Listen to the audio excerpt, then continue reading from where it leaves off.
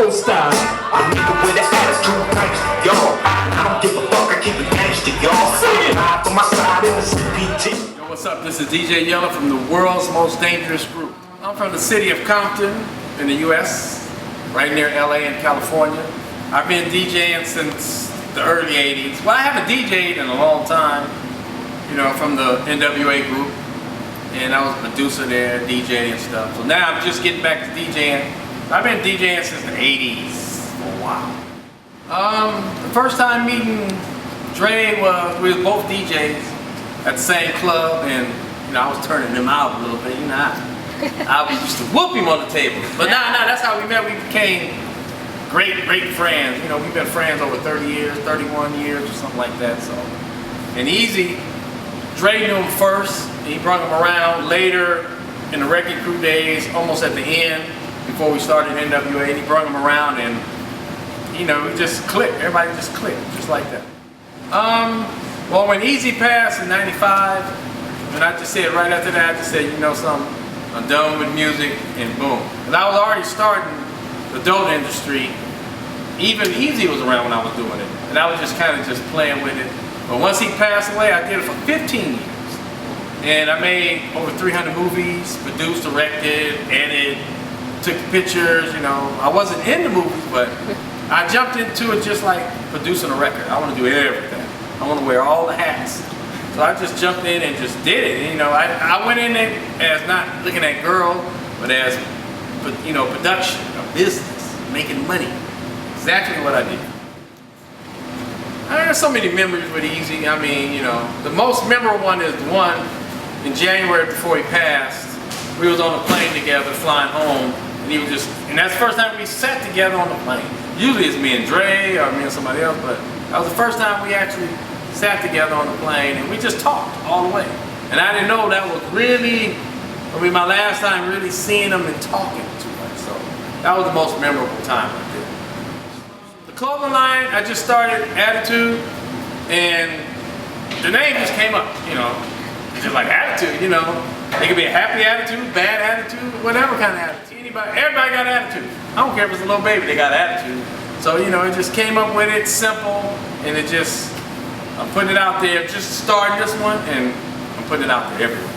You can go to attitudebydjyella.com where you can pick up your clothes and stuff. Everywhere. A new website is coming. Instagram, DJ Yella of NWA, Facebook, the same thing. So I'm in there. I'm out there. Tell you the truth, I didn't follow our beefs back then. I mean, beef's beef. I mean, they've been doing it since LL days. I mean, especially this new beef. You know, it's just a beef. You know, that's hip hop. You know, we did it. People before us did it. Now people after us doing it. So it's just, some people make it a big thing, but you know, it's just beef. You know, our beef back then is dead and gone. So you know, it'll come, be hot for a minute, and it'll be on to the next one. I don't get into everybody's business, you know, I'm a private person, so, but you know, I'm into my DJing. That's what I have the passion for it again. I didn't DJ for a long time, but I had a passion. But you know, then the movie, so now, you know, I'm all over, you know, I don't have a day off for the next couple of months, so, you know, I'm just back in this, just having fun. This is what I started. This is how we started this stuff. And maybe, you know, maybe a tour somewhere. The movie was great. We did a great job on it. I mean, you know, from finding out what kind of shoes we wearing, what kind of equipment we had really detailed. Universal really put a lot of money into it, a lot of effort, and that's why the result came out great. I mean, it's crazy because we never thought of doing a movie. We never even thought of making albums. We just thought of making a couple of hits for the local LA, and that's it. We never thought past outside of LA. But now, it's crazy, 26 years later, the same title hits just as hard as it originally did. And the movie, I mean, it's a great movie. Everybody probably thought it was like a hip-hop video, a documentary or something, but no, it's a real movie. Cries, laughter, funny stuff, seriousness. And it's teaching the new people about business. You gotta read your paperwork. You gotta have paperwork. I mean, and plus you gotta just, this is what you wanna do.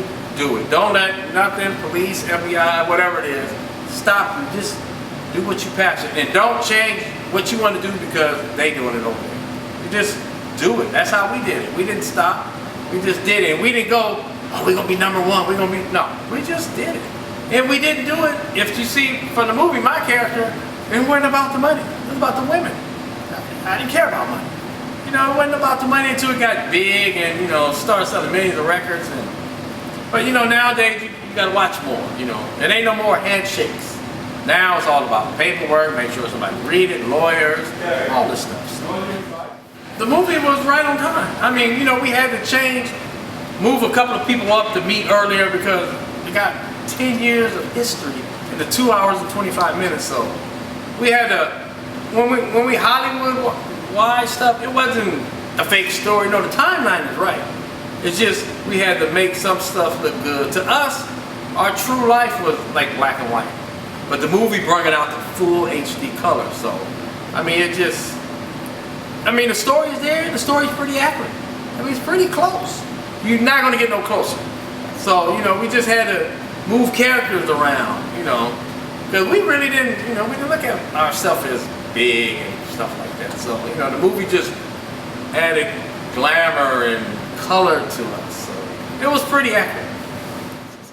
There's some things that's coming on the director's cut that wasn't in the movie because the first original edit was 3 hours.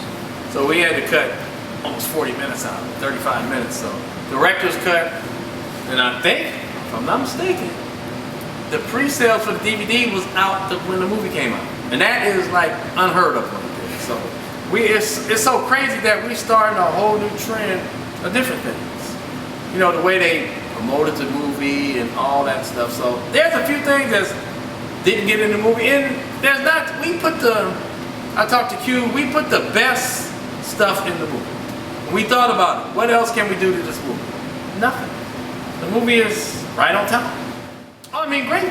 Me and Q was cool. I mean, we just did a show, Riot Fest, a week ago in front of 40,000 people. So, you know, we building that chemistry again, and like I said, you never know what's coming.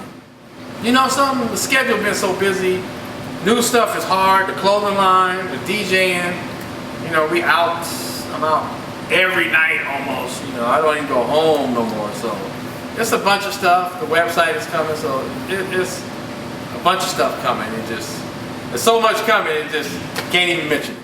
I say to the younger people, the younger fans and stuff, watch the movie and see what we did. We did what we wanted to do. You know, we was young in the beginning. We didn't know nothing about paperwork and this and that. You know, it's all kind of levels to music. It's a cold business. It's a dirty business. So you got to watch it. Keep all your T's and I's counted, but you got to do what you want. Do what you feel, do what you want, and do it the way you want. And that's it. If they like it, great. If they don't, oh well. Yo, what's up? This is DJ Yella from the world's most dangerous group, CapCityHipHop.com. Check it out.